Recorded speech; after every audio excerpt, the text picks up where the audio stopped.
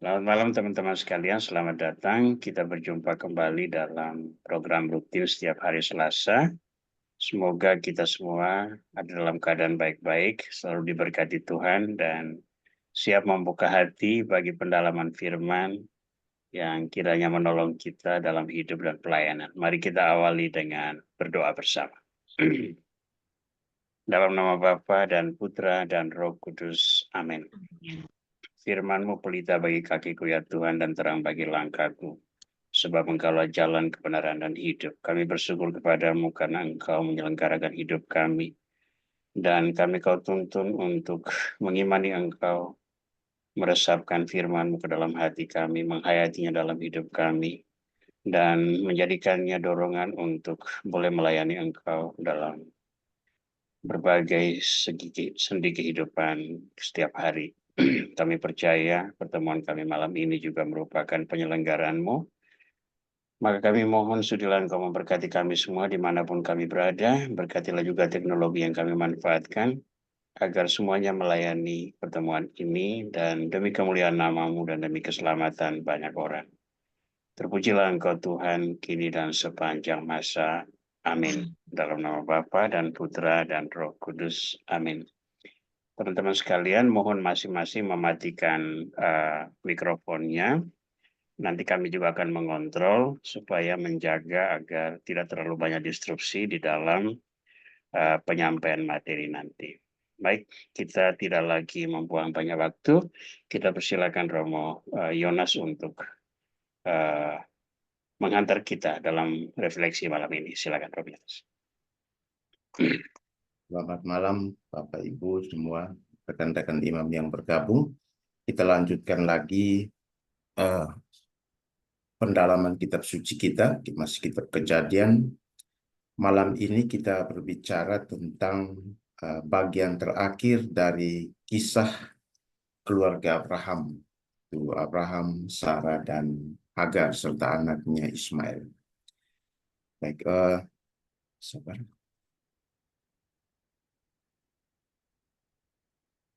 Saya. Oke.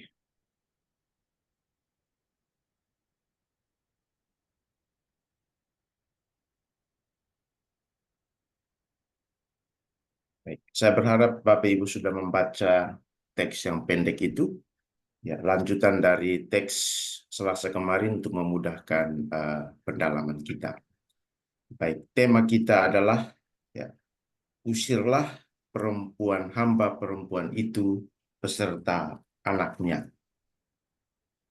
Teksnya dari Kejadian 21 ayat 8 sampai 21.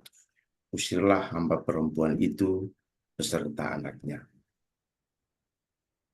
Beberapa buku yang dipakai, buku yang di tengah itu, sebagian dari buku itu adalah tafsiran kaum feminis tentang peranan Hagar. Ya, di mata kaum feminis, pasti yang Hagar itu seorang hero, seorang pahlawan. Baik juga kita belajar dari aspek yang lain, supaya tidak terlalu patriarkistik. Ya. Baik, skema pembahasan kita, pengantar, konflik Sarah dengan Hagar, lalu pengusiran Hagar dan Ismail, kehidupan Hagar dan Ismail di padang gurun, refleksi, dan kemudian penutup. Kita masuk ke bagian yang kita masuk ke teks. Ya. Meskipun Bapak Ibu mungkin sudah baca, baik kita baca lagi, boleh ikuti dari layar. Anak itu bertambah besar dan ia disapih. Abraham mengadakan perjamuan besar pada hari Ishak disapih. Pada waktu itu, Sarah melihat bahwa anak yang dilahirkan Hagar, perempuan Mesir itu bagi Abraham, sedang bermain-main dengan Ishak, anaknya sendiri. Berkatalah Sarah kepada Abraham, "Usirlah hamba perempuan itu beserta anaknya, sebab anak hamba ini tidak akan menjadi ahli waris bersama anakku Ishak." Hal ini sangat menyebalkan Abraham oleh karena anaknya itu. Namun Allah berfirman kepada Abraham, "Janganlah sebal hatimu mengenai masalah anak dan hambamu itu. Segala yang dikatakan Sarah kepadamu haruslah kau dengarkan. sebab dari Ishaklah yang akan disebut keturunanmu. Tetapi anak hambamu itu juga akan kubuat menjadi suatu bangsa, karena ia pun keturunanmu. Keesokan harinya, pagi-pagi Abraham mengambil roti serta sekantong air, memberikannya kepada Hagar dan meletakkannya di atas bahunya. Lalu bersama anak itu disuruhnya Hagar pergi. Hagar kemudian pergi dan mengembara di padang gurun Berseba. Ketika air yang di kantong itu habis, anak itu ditinggalkannya di bawah semak-semak. Lalu ia duduk agak jauh sebab katanya, "Aku tidak tahan melihat anak itu mati." Sementara duduk di situ, Hagar menangis dengan suara nyaring. Allah mendengar suara anak laki-laki itu, lalu malaikat Allah berseru dari langit kepada Hagar. Ia berkata kepadanya, "Apa yang terjadi padamu, Hagar? Janganlah takut, sebab Allah telah mendengar suara anak itu dari tempat ia terbaring. Bangunlah, angkatlah anak itu dan peganglah dia erat-erat, sebab aku akan membuat dia menjadi bangsa yang besar." Lalu Allah membuka mata Hagar sehingga ia melihat sebuah sumur. Ia mengisi kantong airnya, lalu memberi anak itu minum. Allah menyertai anak itu. Ia bertambah besar dan menetap di padang gurun, serta menjadi seorang pemanah. Ia tinggal di padang gurun Paran, dan ibunya mengambil seorang istri baginya dari tanah Mesir. Ini teksnya, sekarang kita masuk ke pengantar. Kisah Hagar dan Ismail dalam kitab Kejadian, bagi sebagian orang itu kisah heroik, ya, terutama bagi para ahli kaum feminis, ya, dan juga kelompok yang lain, sangat heroik bagaimana perjuangan Hagar, ya, dalam penindasan, ya, ketidakadilan kalau dilihat dari perspektif sekarang. Tetapi bagi sebagian orang itu sebuah peristiwa skandal, ya, yang mungkin akan dipenuhi dengan pertanyaan mengapa, ya. Membaca dan menafsirkan kisah ini dengan baik dan seimbang akan membantu kita untuk memahami peran Hagar dalam sejarah keselamatan bangsa-bangsa. Karena dalam salah satu agama Abrahamik, ya, keturunan pemimpin agama dan yang lain-lain itu berasal dari keturunan Ismail. Dengan demikian, sikap yang perlu kita hindari dalam membaca kisah ini adalah yang dalam studi disebut one-side reading. Dia hanya membaca dari satu sisi, yang kemudian dapat menimbulkan pertentangan dan permusuhan. Tentu perspektif akan berbeda-beda, tetapi kalau teks ini mau kita letakkan dalam kaitan dengan dialog, membangun dialog dengan tiga agama Abrahamik, maka sikap membaca dari satu sisi itu perlu dihindari. Itu berarti kita juga perlu membuka diri untuk mendengar dan menerima kebenaran dari sisi yang lain. Nah, malam ini kita berusaha untuk membaca teks ini secara utuh. Ya, tetap setia, tapi di sisi lain tetap setia dengan teks, tapi di sisi lain kita perlu seimbang dalam melihatnya. Baik, kita masuk ke bagian yang kedua adalah konflik Hagar dengan Sarah. Bagian pertama ini sudah pernah dibahas, saya mengulangi untuk nanti kemudian pada akhir kita melihat pola dari kedua teks ini. Konflik Sarah dan Hagar itu dicatat dalam dua teks, yaitu Kejadian 16 dan Kejadian 21. Sumber konflik Sarah dengan Hagar dalam Kejadian 16 adalah penghinaan Hagar terhadap Sarah. Sorry, kata ini akan saya hapus. Ya, jadi karena Sarah tidak memiliki keturunan, maka dalam konteks waktu itu adalah salah satu aib. Maka dia dihina, dan itu Sarah menderita karena penghinaan. Abraham, ya, menyuruh Sarah untuk melakukan apa saja yang dipandang baik kepada Hagar, karena Hagar sebagai hamba itu berada dalam kuasa tuannya, berada juga dalam kuasa istri tuannya. Ya. Sarah menindas Hagar sehingga ia lari meninggalkannya. Ya. Hagar melarikan diri ke padang gurun Sur dan malaikat Tuhan menjumpainya di dekat sumur. Di padang gurun, malaikat Tuhan memberi janji kelahiran Ismail dan keturunannya yang akan sangat banyak. Pengalaman rohani ini membuat Hagar terpesona akan intervensi ilahi, maka ia memberi nama kepada Tuhan, El Roi, yang artinya Dia yang melihat aku. Dia yang melihat aku. Dalam konteks ini, beban dan penderitaannya.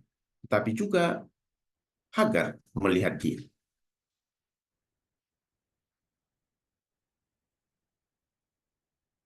Dalam Kejadian 21, teks yang kedua, lagi-lagi konflik itu berlanjut. Ya. Tapi sumber konflik dalam teks ini adalah karena Ismail bermain-main dengan Ishak. Ya. Dalam tradisi imam dan juga dalam tradisi Yahudi, ya, dikatakan bahwa Ismail itu kira-kira waktu itu usianya 14 tahun. Jadi Ishak itu masih sangat kecil. Nah, pertanyaannya adalah, apa atau di mana letak kesalahan dua orang anak yang bermain bersama, yang berasal dari bapak yang sama? Ya, apa salahnya? Bermain dalam konteks ini, kata Ibrani yang digunakan, itu memiliki arti yang negatif. Ya, jadi bukan bermain yang ya seperti anak-anak bermain ya antara sesama seumur, tapi bermain yang dipakai, kata yang dipakai itu artinya negatif, yaitu apa? Menertawakan, mengejek, dan menganiaya. Itu bisa kita bandingkan nanti kemudian Paulus dalam suratnya, itu Galatia 4:28, itu memakai salah satu arti dari kata itu. Ya, Paulus katakan, ketika dia berbicara tentang anak perjanjian dan bukan anak perjanjian, yang berasal dari Sarah dan yang berasal dari Hagar. Paulus katakan, adapun kamu saudara-saudara, sama seperti Ishak, kamu adalah anak-anak janji. Namun sebagaimana dahulu yang menunjuk kepada konflik Sarah dengan Hagar, dia yang dilahirkan seperti biasanya, yaitu anak Hagar, menganiaya yang dilahirkan menurut roh, yaitu Ishak. Demikian juga sekarang ini. Jadi salah satu arti dari kata bermain yang digunakan dalam teks asli itu artinya menganiaya. Jadi bukan bermain-main yang biasa, tapi itu tadi itu menertawakan, mengejek, mencemooh, dan menganiaya.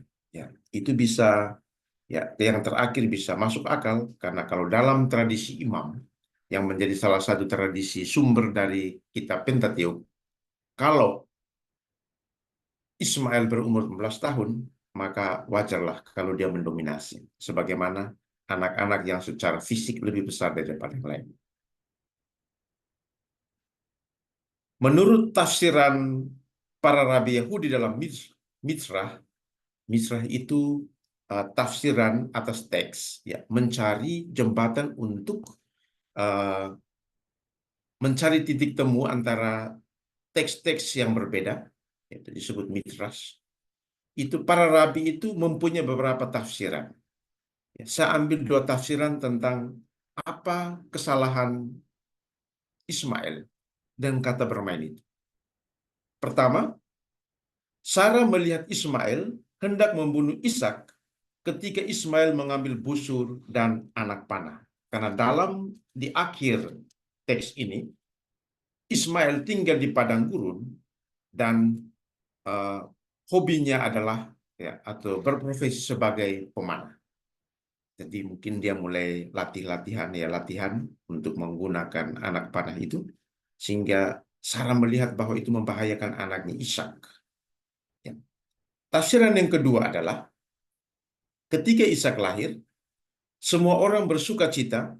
Ya, pertemuan kita selasa lalu. Allah telah membuat aku tertawa, bersukacita, dan mengatakan bahwa Ishaklah yang akan menjadi pewaris. Ketika Ismail mendengar hal tersebut, ia tertawa dan mengatakan kepada semua orang bahwa ia adalah anak sulung, ia berhak menjadi pewaris. Sementara dalam budaya orang Yahudi, yang menjadi ahli waris adalah anak sulung yang lahir dari istri yang sah, bukan dari budak atau hamba. Tapi bagian kedua inilah juga yang menjadi keyakinan salah satu agama Abrahamik, bahwa Ismail yang menjadi pewaris. Itu dua tafsiran dari para rabi Yahudi.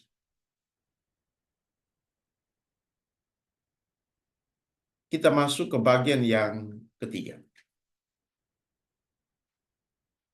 Peristiwa Ismail yang menertawakan, mencemooh, dan menganiaya Ishak, ya, dengan kata bermain itu, tidak menyenangkan hati Sarah. Maka ia meminta Abraham untuk mengusir keduanya. Meskipun Abraham sendiri, ya, sebenarnya tidak setuju, ya, karena dari kata-kata Tuhan itu, Tuhan minta supaya Abraham itu taat kepada Sarah. Dan dia merasa sebel terhadap Sarah atas permintaannya, juga merasa sebel terhadap Ismail yang nakal itu. Namun, Tuhan memerintahkan agar Abraham mendengarkan Sarah. Kalau dalam Kejadian 16, yang mengambil inisiatif adalah Abraham, yang minta kepada Sarah untuk melakukan apa saja yang dianggap baik karena Hagar itu dalam kuasanya. Nah, dalam Kejadian 21 itu terbalik. Allah yang memerintahkan agar Abraham mendengarkan Sarah. Jadi Allah katakan, ya, janganlah sebal hatimu mengenai masalah anak dan hambamu itu. Segala yang dikatakan Sarah kepadamu haruslah kau dengarkan, sebab dari Ishaklah yang akan disebut keturunan. Jadi segala yang dikatakan Sarah itu harus didengarkan. Nah, sekarang pertanyaannya, mengapa Tuhan memakai cara ini? Mengapa, ya, meskipun hati Abraham itu sebel, dan pada akhirnya Hagar dan Ismail itu diusir, Abraham tidak berani menahan, atau tidak berani protes, atau tidak mencegah Sarah untuk tidak mendesaknya mengusir Ismail dan ibunya Hagar. Kenapa Tuhan pakai cara itu? Bahkan Tuhan memerintahkan supaya Abraham itu taat. Apakah Hagar kemudian dalam perspektif ini adalah korban yang dimanipulasi?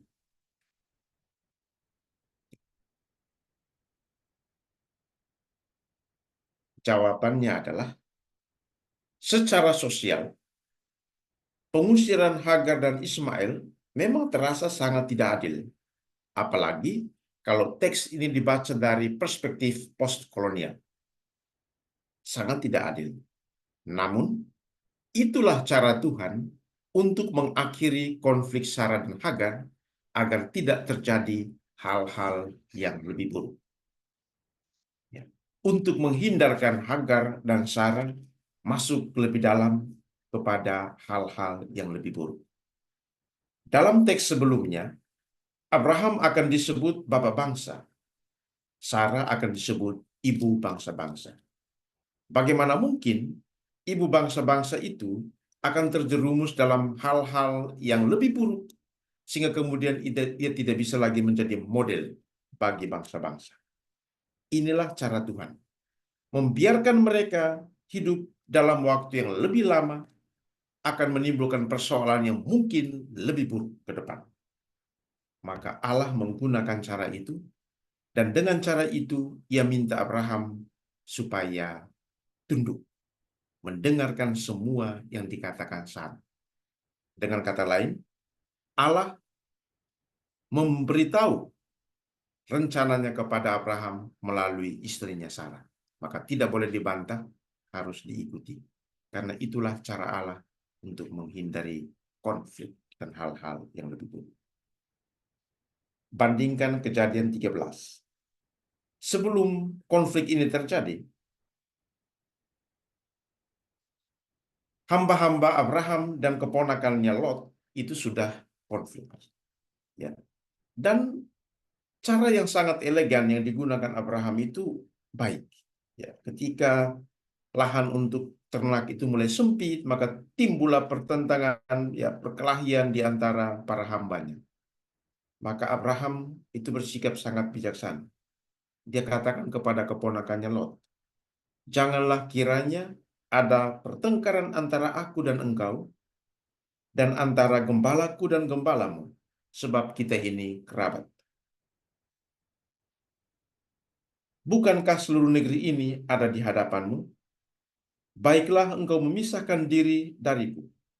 Jika engkau ke kiri, aku ke kanan. Jika engkau ke kanan, aku ke kiri. Ini perpisahan yang baik-baik, tanpa harus konflik. Kamu ke kanan, saya ke kiri. Kamu ke kiri, saya ke kanan. Lot ke lembah Yordan, Abraham ke tanah Kanaan. Ini cara Tuhan. Ya. Kalau dibiarkan terus lama, ya, dengan situasi yang pahit, akar pahit itu akan kemudian semakin kuat. Mereka bisa saling membenci sebagai manusia, ya, kemudian mereka akan melakukan dosa-dosa yang lebih buruk. Maka sebelum itu terjadi, Tuhan dengan caranya yang menurut kita mungkin tidak adil dan berat sebelah itu menghindari konflik yang berkepanjangan.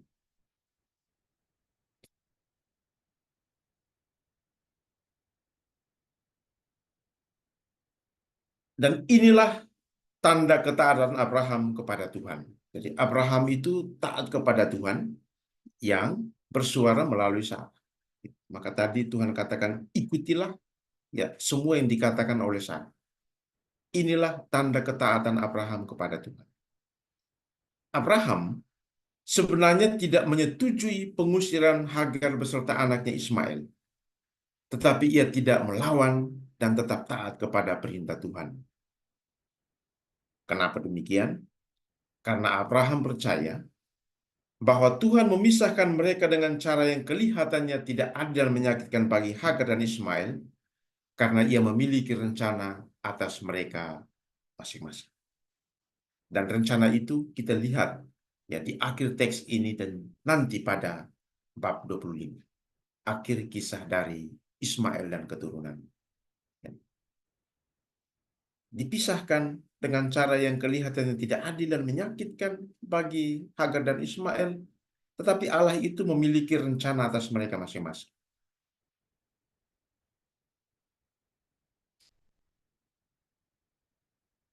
Ya. Dahulu di padang gurun Sur, ya, meskipun mereka dipisahkan dan kemudian Hagar dan Ismail diusir ke padang gurun, tetapi pengalaman sebelumnya sudah memberikan keyakinan kepada Hagar, karena di padang gurun Sur dulu, waktu pelarian yang pertama, Tuhan melihat penderitaan Hagar dan Tuhan memelihara Hagar. Tidak ditinggalkan. Jadi, pengusiran Hagar dan Ismail itu tidak berarti mereka kehilangan berkat dari Tuhan. Bandingkan pengusiran Adam dan Hawa dari Taman Eden. Ya. Seandainya pengusiran itu dibaca sebagai hukuman kekal bagi Adam dan Hawa, pasti mereka sudah mati. Tetapi pengusiran itu tidak menghilangkan seluruhnya berkat karena dosa mereka, karena Allah membiarkan Adam dan Hawa melanjutkan hidup di luar Taman Eden, diberi kesempatan. Sama, hampir mirip seperti pengusiran Hagar dan Ismail, tidak berarti mereka kehilangan seluruh berkat dari Tuhan. Ya. Justru di padang gurun yang kering dan dalam keadaan yang sangat berat dan melelahkan, Tuhan tidak henti-hentinya menunjukkan belas kasih-Nya kepada Hagar dan Ismail.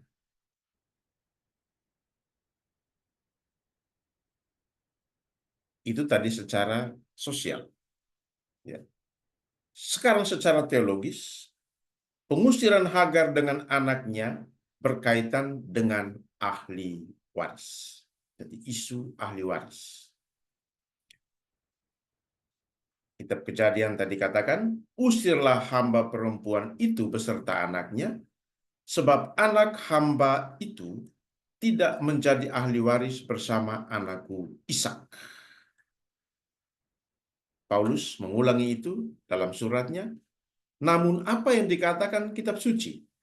Usirlah hamba perempuan itu beserta anaknya, sebab anak hamba perempuan itu tidak akan menjadi ahli waris bersama anak perempuan merdeka itu.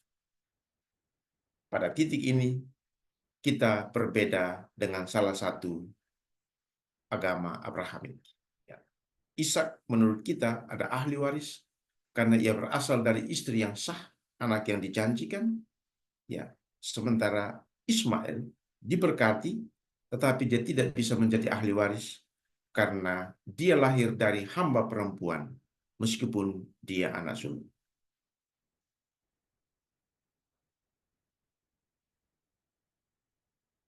Meski Ismail tidak dapat menjadi ahli waris, ia tetap diberkati oleh Tuhan. Tuhan katakan tentang Ismail, aku telah mendengarkan permintaanmu. Aku memberkatinya seperti yang memberkati Ishak, membuatnya beranak cucu, ya, dan sangat banyak. Baginya dilahirkan 12 raja, dan aku akan membuatnya menjadi bangsa yang besar. Jadi ini persis seperti yang juga nanti akan terjadi pada Israel. Ya. 12 suku Israel. Abraham banyak anaknya dari Ishak, tapi juga Allah memberkati Ismail dan akan membuatnya sama. Ada 12 raja yang lahir darinya, dan keturunannya akan menjadi suatu bangsa yang besar. Diberkati. Ya, jadi sama berkatnya. Tapi yang satu tidak dapat menjadi ahli waris, yang satu menjadi ahli waris karena ia adalah anak perjanjian yang dijanjikan Tuhan berkali-kali. Inilah kedua anak Ismail yang Tuhan katakan tadi, ya, akhir dari kisah ini. Ya, jadi mulai dari yang tertua, Nebayot, Kedar, Edebel, Bisbam, Misma, Duma, Masa, Hadad, Tema, Yitur, Nafis, dan Kedma. 12 anak yang dijanjikan Tuhan melalui Ismail, dan Tuhan menggenapi janji itu, diberi 12 orang yang disebut raja.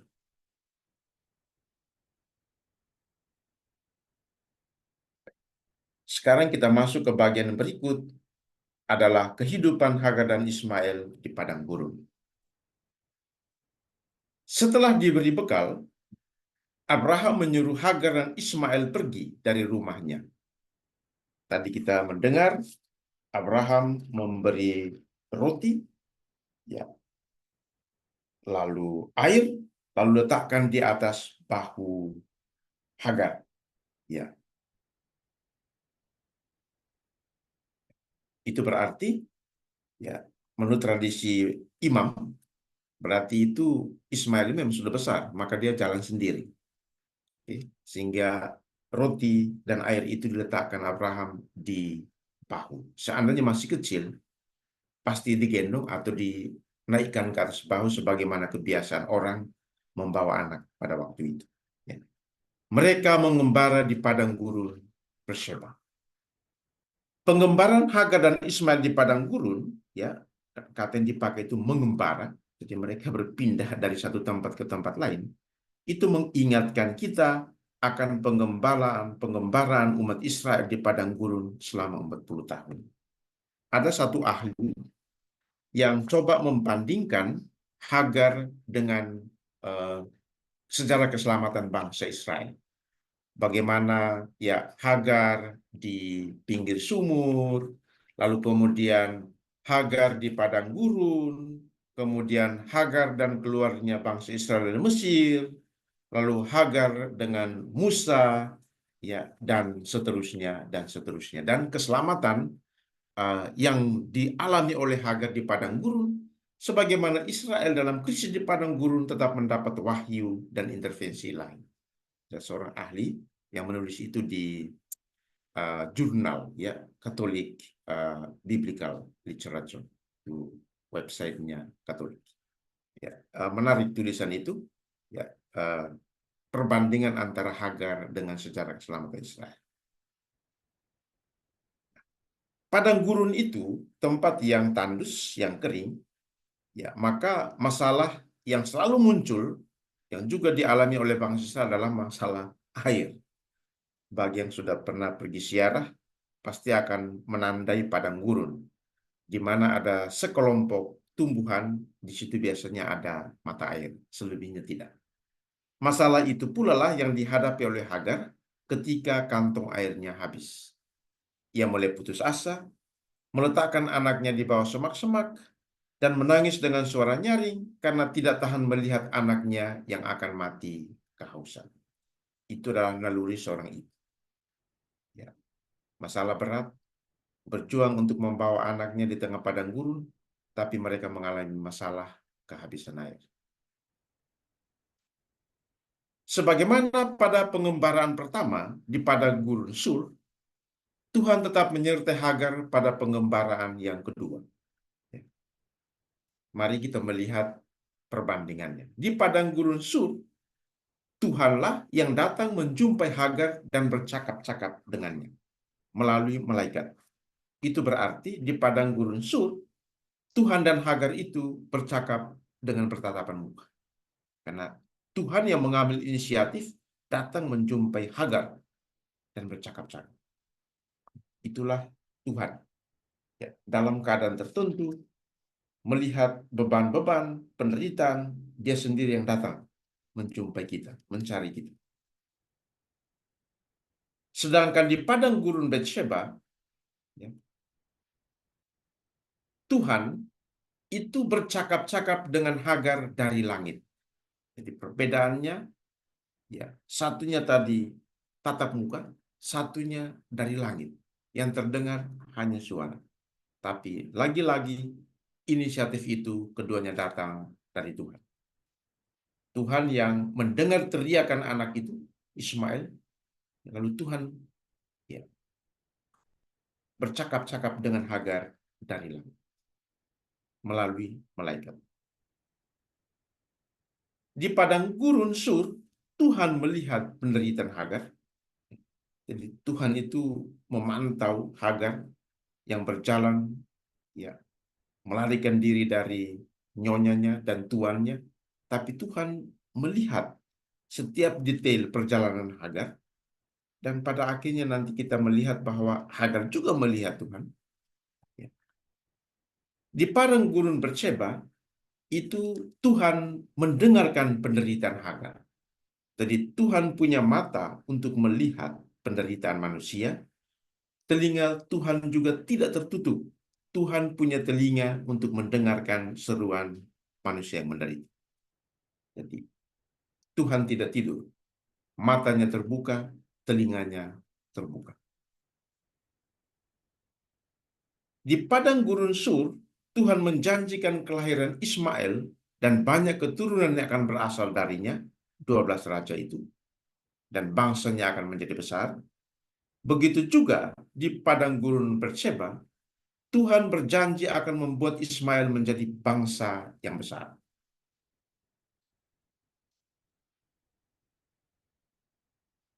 Di padang gurun Sur, ya, Tuhan menyediakan sebuah sumur yang oleh Hagar dinamai Lahairoi, ya, karena di situ Tuhan melihat penderitaannya dan dia juga melihat Tuhan. Ya. Dia katakan, sungguhkah di sini aku telah melihat dia yang melihat aku. Jadi pengalaman pribadi Hagar dengan Tuhan itu tidak hanya satu arah, tapi dua arah. Tuhan melihat penderitaan Hagar, tapi Hagar juga melihat Tuhan. Ini kemudian penting nanti dalam refleksi kita. Sebab banyak dari kita, mungkin kita, ketika bergulat dengan persoalan kita, baik itu persoalan pribadi dan lain-lain sebagainya, seringkali mata kita tidak melihat Tuhan dengan jalan-jalannya. Karena persoalan itu terlalu besar dan menutup mata kita. Sementara Tuhan selalu melihat kita. Ya. Di padang gurun Berseba, Tuhan juga menyediakan sumur bagi Hagar dan Ismail ketika mereka kehabisan air. Jadi kalau saya membuatnya pola dua teks tentang konflik dan perjalanan Hagar di padang gurun bersama Ismail, kira-kira seperti ini.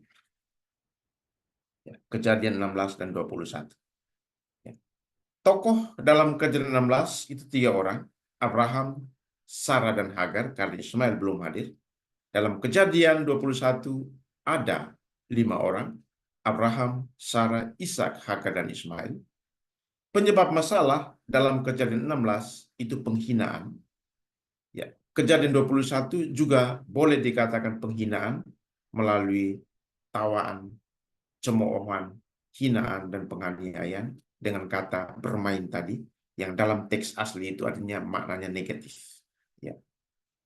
Solusi ya dalam Kejadian 16, Hagar melarikan diri ke padang gurun. Lalu Kejadian 21, Hagar diusir ke padang gurun bersama Ismail. Tapi di padang gurun ada intervensi ilahi. Ya, di padang gurun Sur, Tuhan hadir melalui malaikatnya. Di padang gurun Berseba, Tuhan juga hadir melalui malaikatnya. Di kedua tempat ini, ya, inisiatif itu datang dari Tuhan melalui malaikat. Ya, pembuka percakapan. Di Kejadian 16 padang gurun Sur, malaikat Tuhan tanya Hagar, Hagar, dari mana engkau dan kemana engkau pergi? Kejadian 21, apa yang terjadi padamu Hagar? Ya, jadi Tuhan menyebut pribadi itu dengan nama. Ya, seperti Tuhan itu mengetahui detail cerita dan penderitaan orang, bahkan siapa nama yang menderita itu. Jadi Tuhan itu dengan kata lain tidak lupa nama-nama kita yang menderita. Maka namanya itu ditempatkan di awal, Hagar, dari mana engkau dan kemana engkau pergi? Kejadian 21 dibuka dengan pembicaraan apa yang terjadi dengan Hagar. Jadi Tuhan itu begitu peduli terhadap setiap pribadi. Maka dia tidak menggunakan kata yang umum, kamu, tapi dia menggunakan kata yang lebih khusus, ya, yaitu nama. Kita tidak boleh lupa ketika kita mengalami peristiwa seperti Hagar, Tuhan tidak pernah melupakan kita. Ia mengingat nama-nama kita. Persoalannya, apakah kita melihat intervensi ilahi itu atau tidak? Di padang gurun Sur, ya, janji Tuhan itu kelahiran Ismail dan banyak keturunan. Demikian juga di padang gurun Berseba. Masalah di padang gurun dalam Kejadian 16 itu tidak dikatakan, tetapi kalau dari akhir teks di sana itu disediakan sumur, berarti itu persoalan klasik di padang gurun sampai hari ini, bahwa masalah utama adalah air. Kejadian 21 secara eksplisit menyebut kekurangan air dan jalan keluar yang disediakan oleh Tuhan, yaitu baik di padang gurun Sur maupun di padang gurun Berseba, Tuhan menyediakan jalan keluar, yaitu Tuhan menyediakan sumur.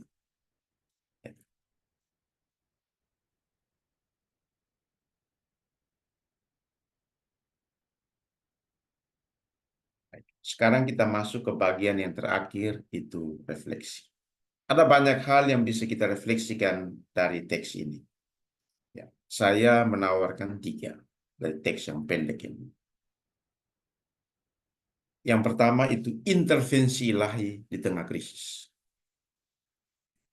Kalau kita membaca sejarah perjalanan bangsa Israel di padang gurun selama 40 tahun, di sana kita melihat bahwa di tengah krisis selalu ada revelasi atau pewahyuan. Allah yang mewahyukan dirinya melalui banyak cara. Demikian juga ya dalam pengembaraan di padang gurun, 2 padang gurun, Hagar dan Ismail mengalami intervensi ilahi. Padang gurun adalah tempat tandus dan kering, itu jelas secara geografis, tapi itu juga menunjukkan kegersangan hidup. Karena memang di padang gurun, ya itu bukan tempat yang baik untuk hidup. Tandus dan kering. Hagar mengembara di tempat ini dengan segala beban hidupnya. Namun di tempat seperti ini, yang gersang, yang kering, yang melelahkan, yang membosankan, intervensi ilahi itu tetap terjadi. Tuhan melihat penderitaan Hagar, ya, dalam teks yang pertama, dia lihat matanya itu tertuju kepada Hagar dan penderitaannya yang mengembara di padang gurun yang kering, gersang, tandus itu. Dan ia juga mendengarkan suara Ismail, ya, penderitaan anak. Sebaliknya, ya, Hagar dalam krisis, ya, dalam penderitaan yang paling hebat itu, ia masih mampu melihat Tuhan. Ya. Maka dalam Kejadian 16 dia katakan, ya, Engkaulah El Roi, sebab katanya, sungguhkah di sini aku telah melihat Dia yang melihat aku. Tetapi pada saat yang sama, di tempat yang lain, di tengah krisis, di tengah penderitaan dan beban hidup, telinga Sarah, telinga Hagar masih mendengarkan suara Tuhan dari langit. Dia katakan, apa yang terjadi padamu Hagar? Janganlah takut. Hagar takut karena bagaimana harus merawat anak ini di padang gurun. Perbekalan sudah habis, air sudah habis, anak ini hampir mati. Tapi dalam situasi yang paling kritis itu, Hagar masih mendengar suara Tuhan. Ada apa denganmu Hagar? Jangan takut. Ya. Jangan takut, atau berbagai formulasi lain, itu banyak kali diucapkan oleh Tuhan dalam kitab suci untuk memberi harapan kepada orang-orang yang sedang mengalami krisis.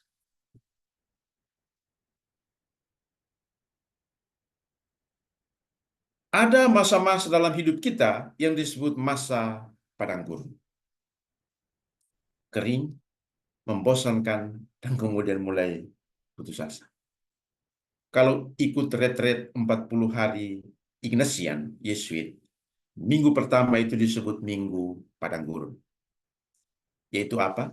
Kita mau diajak untuk melihat kekeringan, ya, hidup kita yang carut marut, hidup kita yang mulai penuh keputusasaan, masalah-masalah kita, kebosanan kita, ya, dan lain-lain. Ya, itu disebut minggu padang gurun. Jadi sebagaimana Hagar dan Ismail, jujur ada masa di mana kita mengalami masa padang gurun. Bagi yang belum alami sebagai manusia, akan ada masa padang gurun. Kering, bosan, putus asa, dan lain-lain. Kering dengan hidup sendiri, kering merasa mulai bosan, kering, ya, dengan keluarga dan pasangan dan anak-anak dan orang tua dan rekan kerja, ya, bosan dengan pekerjaan yang sama, mulai putus asa karena tidak banyak kemajuan dan lain-lain. Itu masa padang gurun. Dan kita ada masa kita mengembara di sini. Dalam masa padang gurun ini, ketika perhatian kita lebih tertuju kepada masalah, maka apa yang terjadi? Mata kita bisa saja buta untuk melihat kehadiran Tuhan, dan telinga kita bisa tertutup untuk mendengarkan suaranya dari langit. Maka apa yang kita lihat selalu akan masalah, masalah, masalah, orang yang membuatnya menjadi masalah, orang yang membaku menjadi begini, telinga selalu mendengar, ya, hal-hal yang buruk. Kalau mata dan telinga kita itu fokus kepada masalah. Tetapi jika perhatian kita masih bisa diarahkan pada Tuhan, sebagaimana Hagar di tengah krisis masih melihat dan mendengarkan intervensi yang ilahi di padang gurun, maka ketika kita masih membuka mata dan telinga di tengah krisis, kita masih bisa dapat berbuat seperti Sarah. Masih melihat Tuhan yang melihat kita yang menderita, dan masih mendengar suara Tuhan di tengah penderitaan dan beban hidup. Itu kalau mata kita tertuju kepada Tuhan yang memberi solusi. Tapi kalau kepada masalah, maka semua dipermasalahkan, termasuk Tuhan juga akan menjadi salah satu sumber masalah.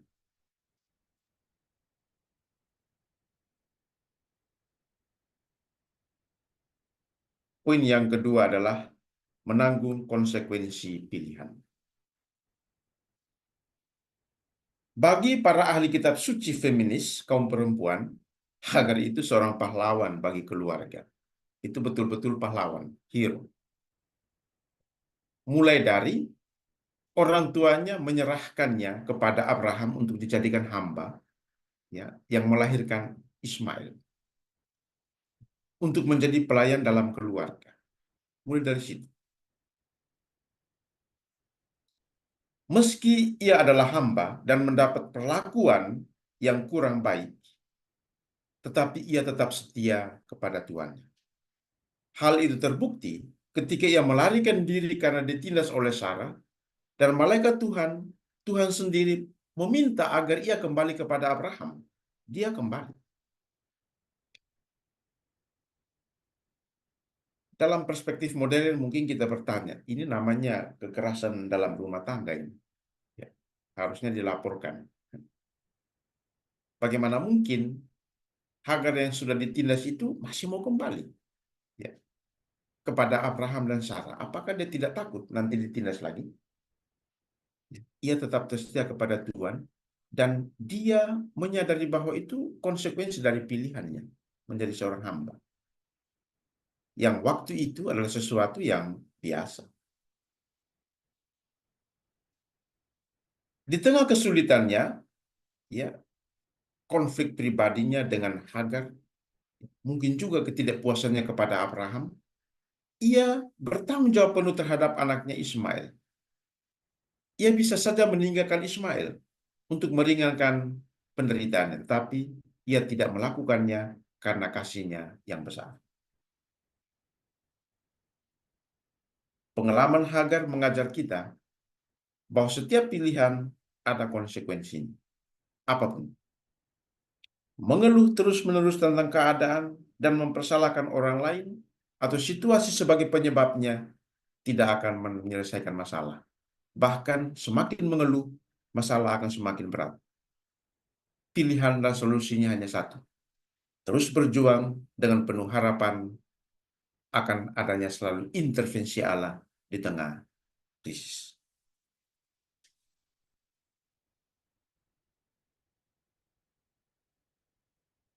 Poin yang terakhir adalah terbuka kepada jalan Tuhan.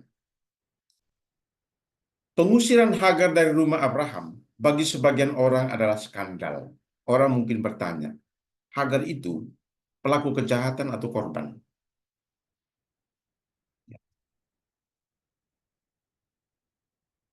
Terlepas dari semua diskusi dan perdebatan teologis, tekstual, satu hal yang patut disadari adalah tentang jalan Tuhan.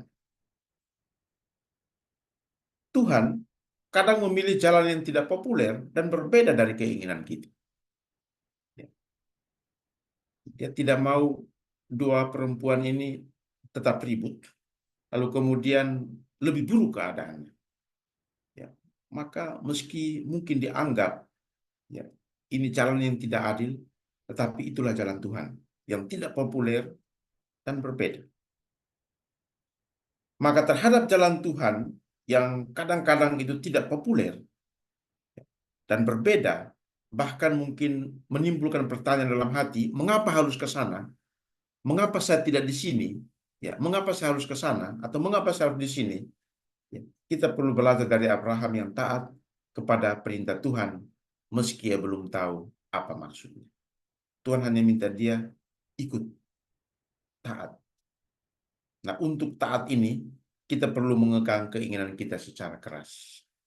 Kalau kita ngotot dengan ambisi-ambisi kita, motivasi-motivasi kita yang tidak baik, yang terselubung dengan cara apapun, kita akan susah untuk menjadi orang yang taat. Dan kalau tidak taat, maka apa yang terjadi? Kita akan selalu mengalami masalah dan melihat segala sesuatu itu penuh dengan masalah. Dengan demikian, kita tidak pernah akan tenang, apalagi melihat intervensi Allah dalam krisis. Abraham adalah model orang beriman karena ketaatannya meski belum tahu apa maksud Tuhan dengan harus taat kepada Sagar untuk usir Hagar dan Ismail pergi. Abraham itu model orang beriman yang percaya, bukan karena dia beriman karena melihat apa yang sudah depan mata, tetapi model orang beriman ini adalah dia bahkan sudah mengimani masa depan yang belum kelihatan.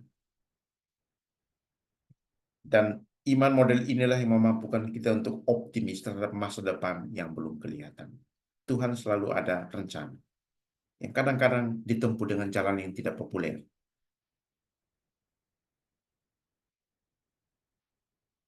Penutup. Agama Yahudi, Kristen, dan Islam adalah agama-agama Abraham. Kita adalah anak-anak Abraham yang berasal dari bapak bangsa yang sama, Abraham sendiri.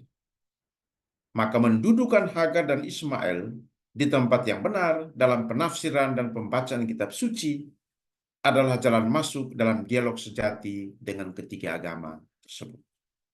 Tapi kita sadar bahwa selalu ada perbedaan tentang peran Hagar dan Ismail. Perbedaan-perbedaan itu bukanlah suatu ancaman yang bisa kita gunakan untuk saling menyerang dan mencederai dan bermusuhan, tetapi suatu anugerah yang patut disyukuri. Biarlah pada waktunya Allah sendirilah yang mendamaikan perbedaan-perbedaan itu. Maka dalam diskusi dalam media sosial tentang perbedaan, jangan terlalu ngotot. Kita tetap memegang perbedaan itu dan menunjukkan bahwa memang di titik tertentu kita berbeda, tapi kita tidak boleh melihat perbedaan sebagai ancaman yang kita gunakan untuk saling bermusuhan. Terima kasih.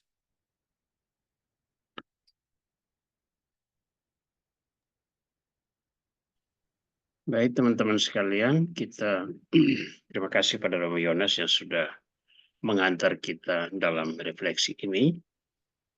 Sekarang kita masuk ke dalam bagian kedua. Seperti biasa, kita akan mendalami teks.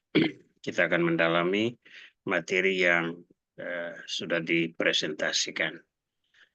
Kita beri kesempatan kepada teman-teman untuk mengajukan pertanyaan. Bisa hidupkan mikrofon untuk mulai menyampaikan pertanyaan. Kalau boleh hidupkan kameranya juga, biar kita lihat siapa yang bertanya. Anda boleh mengirimkan pertanyaannya melalui kolom chat, sehingga nanti dibawa ke dalam diskusi kalau menulis di kolom chat. Baik, saya persilakan, mungkin ada yang mau mulai bertanya. Saya beri kesempatan.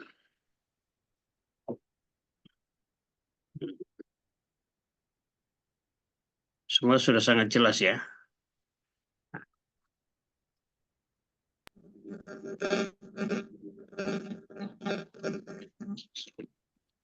Regina mau bertanya, Regina? Iya, malam Om. Ya, ya, silakan, silakan.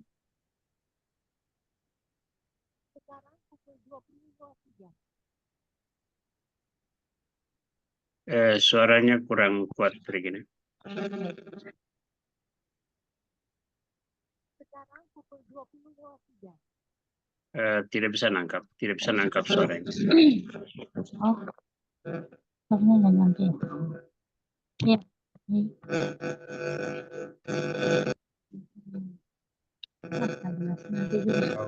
Bu Regina boleh ketik saja. Oh, iya. Ditulis saja pertanyaannya, Bu Regina ya. Iya, Suaranya tidak bisa kedengaran sama sekali. Oke, yang lain mungkin ada yang mau bertanya, saya persilakan.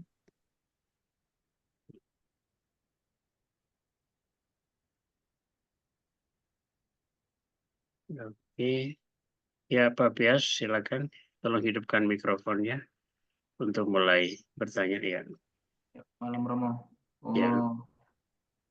Pertanyaan saya tentang bukan hanya untuk tentang Hagar dan Ismail ini, tentang perjanjian lama.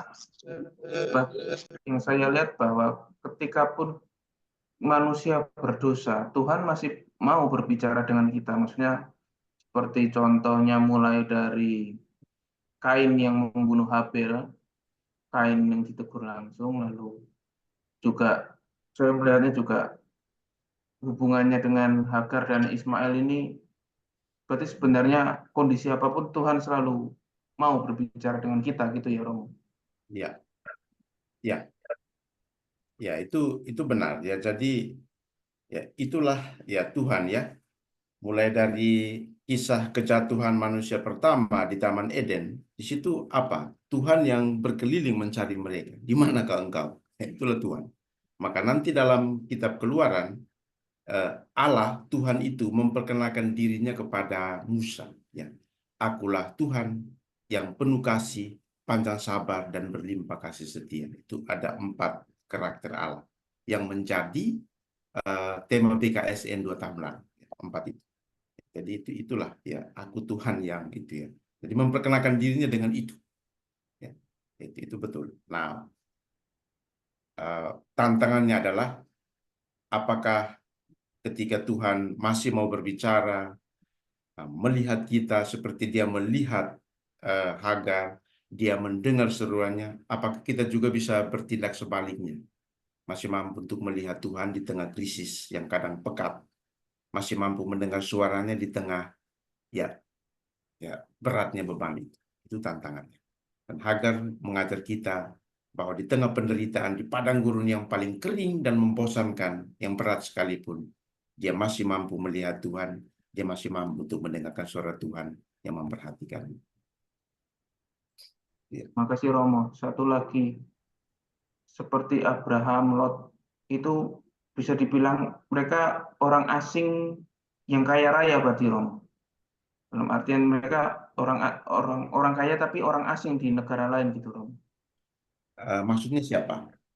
Seperti Abraham dan Lot. Lot itu juga dikatakan bahwa dia orang asing di kota Sodom dan Gomora. Tapi dia orang yang kaya raya, tapi tidak bisa ngambil keputusan gitu Romo. Ya. Kalau membaca keluarnya Abraham dari Ur Kasdim itu kan jelas ya. Di sana dia itu kaya raya ya.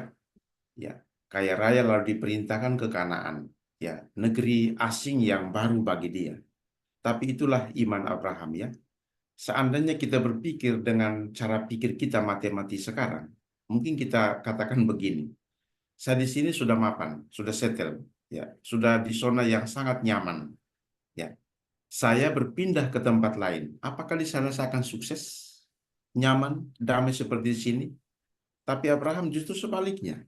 Ya, dia pergi, tinggalkan sana keluarga, semua kekayaan, sebagian, ya, dia pergi. Ya, karena dia percaya bahwa di tempat baru pun, ya, Allah itu akan tetap menyertai.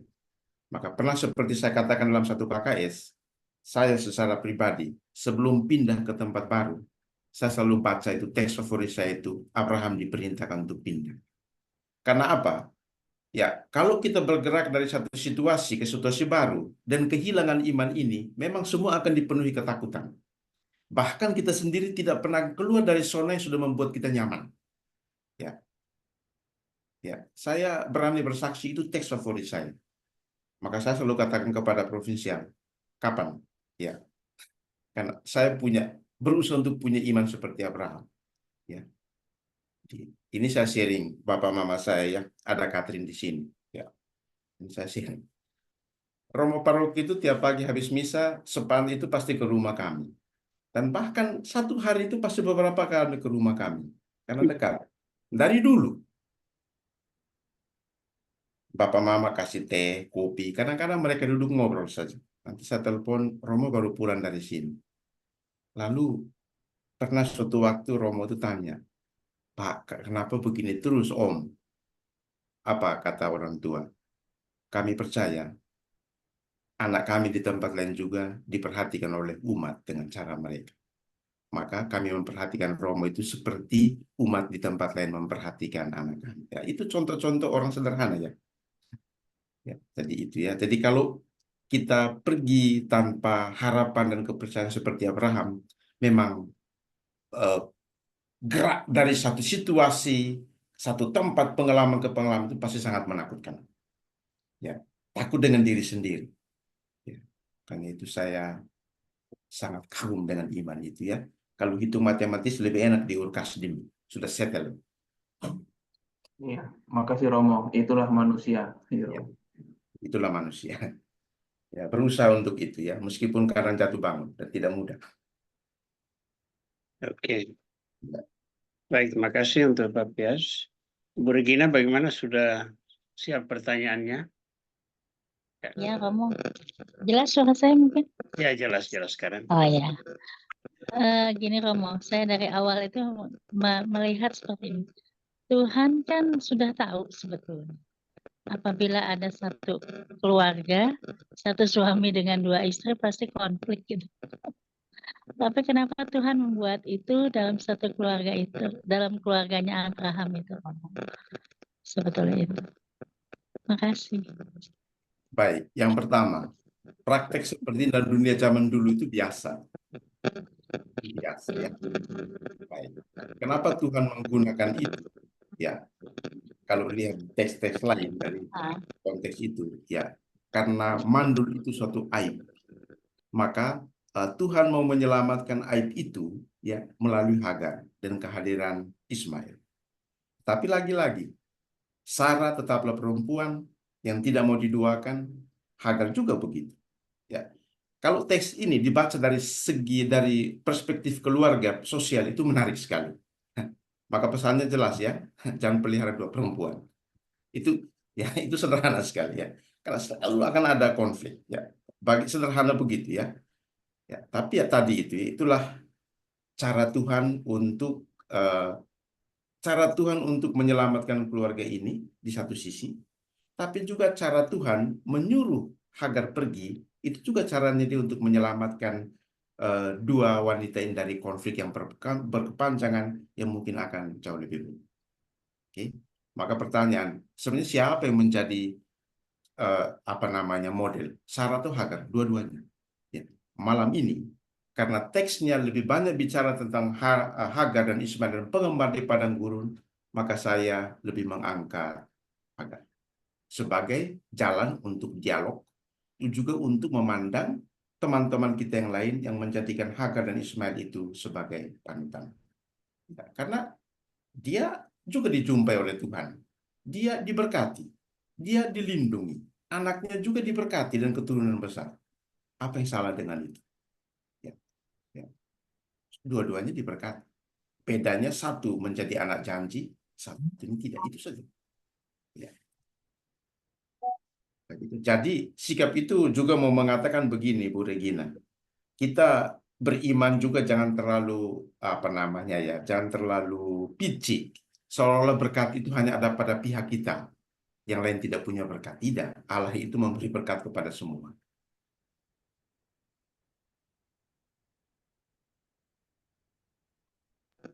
Makasih Romo. Oke, gitu Bu Regina.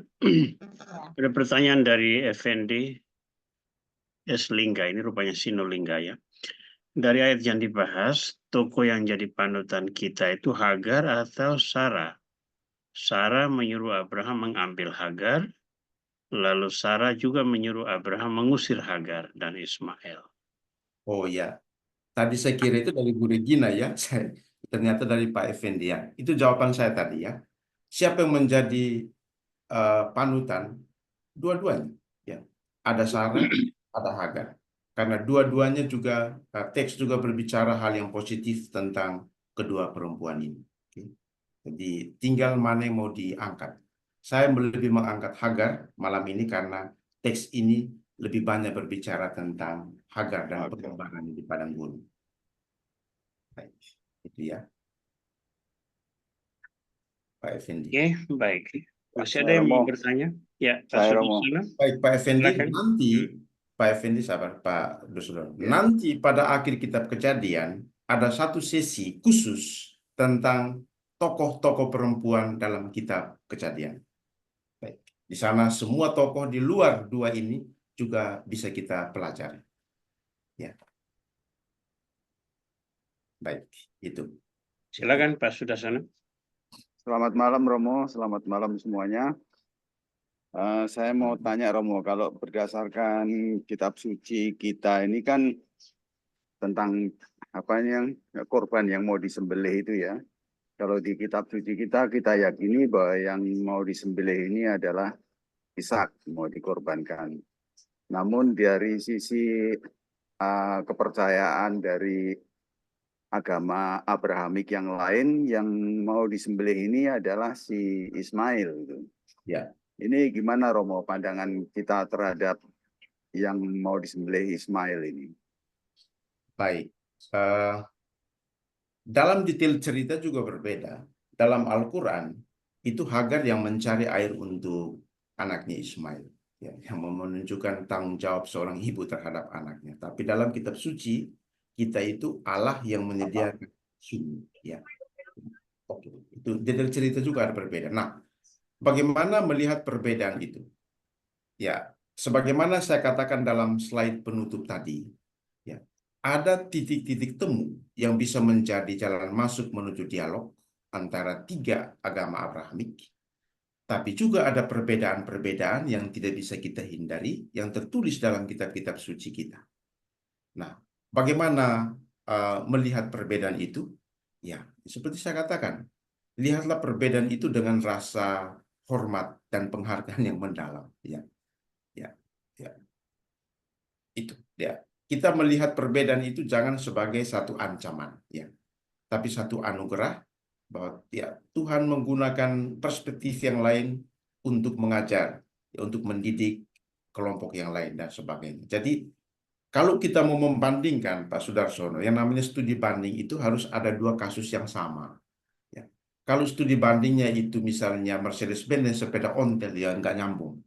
Ya, jadi harus ada dua kasus yang kira-kira mirip. Tapi kalau misalnya itu sudah terlalu bedanya terlalu itu, jangan dipaksakan untuk kemudian memaksa yang lain untuk percaya bahwa kami yang paling benar, kamu salah. Tidak.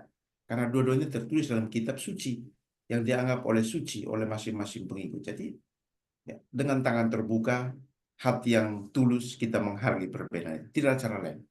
Ya. Ya. Gitu. Terima kasih Romo. Yang penting keimanan kita aja ya Romo ya. Jadi perbedaan itu memperkaya, ya perbedaan itu juga menantang kita untuk semakin mendalami apa yang kita imani. Oke, terima kasih untuk pertanyaan dan penjelasan ini. Ada lagi yang mau bertanya?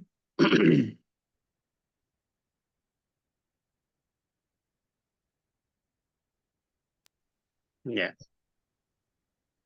Satu lagi Romo. ya, silakan.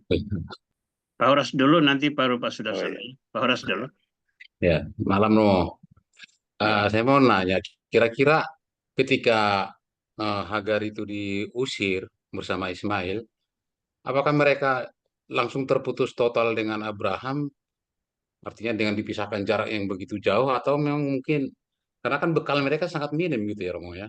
Ya, Apakah mungkin masih bisa diakses oleh Abraham ya, dengan memerintah hambanya mengantar logistik ke sana atau bagaimana? Karena mereka di padang gurun begitu berat. Belum jadi hari itu kan belum ada negara-negara, artinya belum ada hukum yang ya, bisa melindungi seseorang gitu ya. ya. Kemudian itu, yang kedua, Romo kira-kira di mana sih mereka terakhirnya lalu berkembang gitu? Artinya menetap terakhirnya itu di mana gitu Romo? Baik.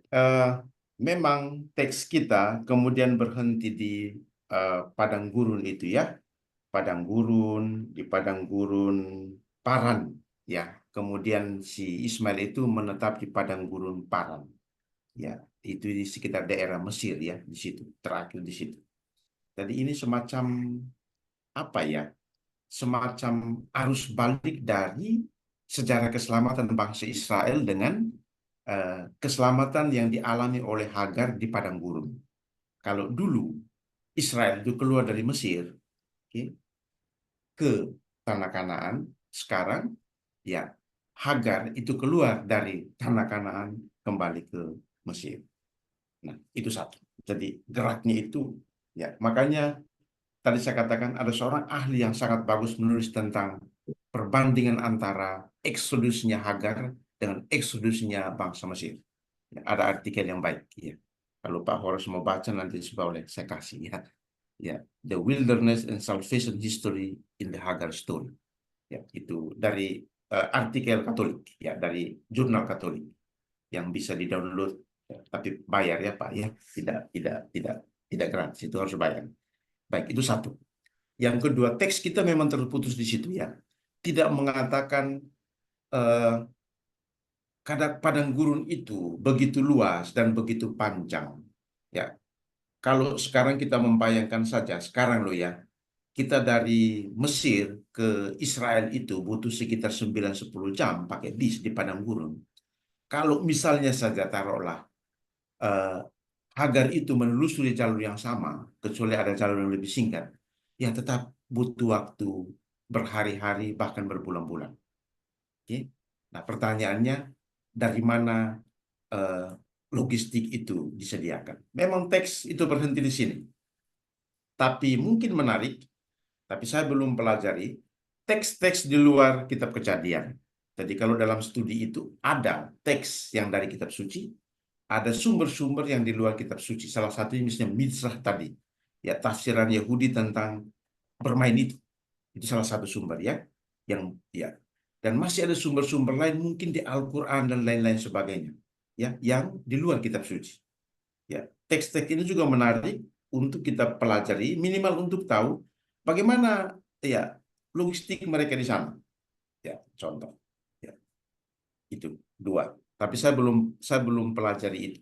Ya. Nah, tetapi yang mau ditunjukkan oleh Allah teks dalam cerita Hagar ini adalah bagaimana intervensi ilahi itu menyertai Hagar dalam perjalanan pengembaraan selama di padang gurun. Nah, kalau misalnya kita percaya dengan intervensi ilahi itu di padang gurun, maka bisa kita katakan meskipun teks ini berhenti, berarti selama pengembaraan di padang gurun sampai kemudian Ismail itu menetap di padang gurun Paran dan oleh ibunya diambilkan seorang istri orang Mesir, maka selama di padang gurun itu Allah lah yang selalu menyediakan segala sesuatu untuk Hagar dan anaknya. Tak ada yang sebut secara keselamatan Hagar di padang gurun. Seperti Israel yang meskipun berontak-berontak 40 tahun, selama perjalanan itu Tuhanlah yang memberi mereka makan dan minum. Ya, ya, baik, kira-kira. Ya. Baik, terima kasih Romo. Ya. Baik. Tadi Pak Sudarsono sudah Ya, Romo. bertanya, selanjut silakan. Kebetulan yang mau saya tanyakan itu mirip sekali dengan yang ditanyakan oleh Pak Horas tadi itu ya. Ya. Jadi ya terima kasih banyak sudah dijawab kayaknya. Ya mungkin saya cuma berandai-andai aja nih bahwa kita nggak mengetahui berikutnya lagi Ismail gimana karena kita langsung mengikuti kitab suci kita yang mungkin berkiblat ke arah bangsa Israel, bangsa Yahudi itu. Ya. Itu aja Romo. Ya. Ya. Ya. Saya nanti pada waktunya kalau sempat dalam salah satu KKS saya akan menyampaikan secara singkat kehidupan selanjutnya di luar itu. Ada teks-teks yang berbicara tentang itu yang disebut non-biblical sources, ya, jadi luar kitab suci. Selalu harus ada itu. Contoh, misalnya misalnya pengungsian keluarga Kudus ke Mesir. Ya, mereka mengungsi kan, tapi berapa lama, bagaimana mereka makan, itu kan tidak pernah dituliskan kitab suci. Tapi bapak-bapak gereja yang hidup pada abad-abad awal itu memberi kita catatan ya tentang perjalanan itu. Dan saya pernah mempresentasikan itu waktu persiapan Natal. Ya, jadi ada sumber-sumber lain. Ya, itu ya. Baik. Nanti pada waktunya kalau saya dapat sumbernya saya akan beri sedikit. Ya. Penasaran juga ya, bagaimana selanjutnya mereka di padang gurun itu ya. Itu gaya naratif ya. Baik. Ada pertanyaan dari Li Fong dari Sofirdia Paroki Pademangan ini.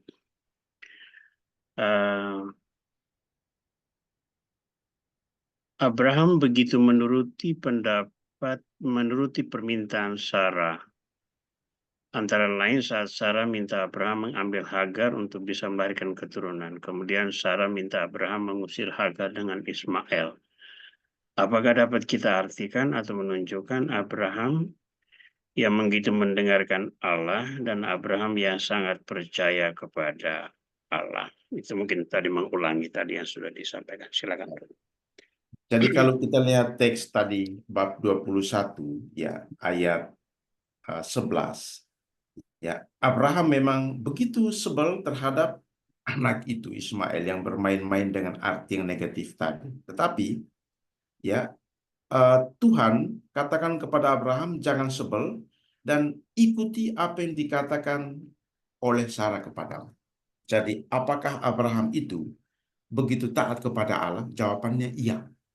Ya, karena jalan yang ditunjukkan Allah itu meski menurut perspektif dia sekarang itu kelihatan tidak adil dan tidak seimbang, tapi itulah cara Allah untuk menyelamatkan keluarga ini. Suruhlah dia pergi. Ya, dan Tuhan katakan ikuti perkataan Sarah itu. Baik. Ada yang tadi bertanya kepada saya, apakah itu berlaku untuk suami istri? Saya belum ke sana, tetapi kalau untuk kami para imam dan suster itu biasa ya. Jadi kalau keadaannya sudah semakin memburuk, memang ya apa yang di ketaatan kepada suara Allah ini suruh pergi itu cara Allah untuk menyelamatkan. Karena menjauhkan diri dari sumber masalah, menjauhkan diri dari tempat yang menyakitkan itu kemudian bisa menyembuhkan orang. Coba Bapak Ibu bayangkan yang berkeluarga, kalau Hagar dan Sarah tetap hidup dalam keadaan seperti ini kasus kedua loh ya. Ya, apa yang kira-kira terjadi?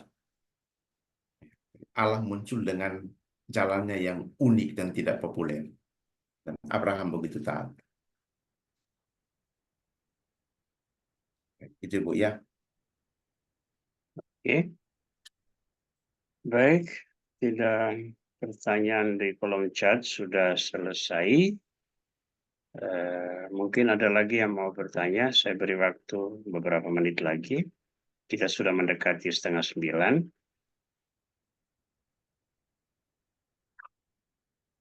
Baik, kelihatannya tidak ada lagi yang bertanya. Minggu depan kita ada acara ke Anambas ya, Romo Yonas ya. Ya, Tolong pengumuman untuk program lanjut ya. Selasa depan kita tidak ada KKS karena kami ada pertemuan para imam kefikepan di Anambas. Oke. Kita akan bertemu lagi Selasa berikutnya tanggal berapa ya? Tanggal 27. 27 Agustus ya. Ya, 27 Agustus kita akan bertemu. Tolong baca Kejadian bab 22. Jadi kisah keluarga ini dan konflik sudah selesai. Sekarang kita masuk ke Abraham sendiri. Ya, iman Abraham diuji. Ya, jadi tolong baca Kejadian bab 22. Baik. Nanti di situ lagi ada perbedaan lagi seperti dikatakan oleh Pak Sudarsono tadi ya. Semoga kami bisa mendapatkan sumber di luar ekstra biblikal yang bisa memberi kita gambaran untuk melihat dua sumber yang berbeda bagaimana melihat kasus yang sama. Baik, itu terima kasih. Baik, kita ucapkan terima kasih untuk Romo Yonas yang sudah menghantar kita dalam refleksi malam ini. Saya juga mengucapkan terima kasih untuk kehadiran teman-teman sekalian. Pada prinsipnya, setiap pendalaman itu dimaksudkan untuk mendorong kita untuk terus studi, terus mendalami, terus merenung, sehingga kita semakin familiar, semakin terbiasa dengan teks-teks kitab suci, dan akan lebih terbiasa lagi di dalam praktek penghayatan iman. Mari kita mengakhiri pertemuan malam ini dengan doa dan kita mohon berkat Tuhan. Dalam nama Bapa dan Putra dan Roh Kudus. Amin. Amin. Terima kasih Tuhan atas penyertaan dan berkat-Mu, atas bimbingan dan perlindungan-Mu, atas kasih sayang yang boleh Kau curahkan ke atas diri kami yang penuh dosa dan kelemahan. Kami percaya terlepas dari semua kesalahan dan dosa kami, Engkau memiliki rencana yang agung terhadap kami.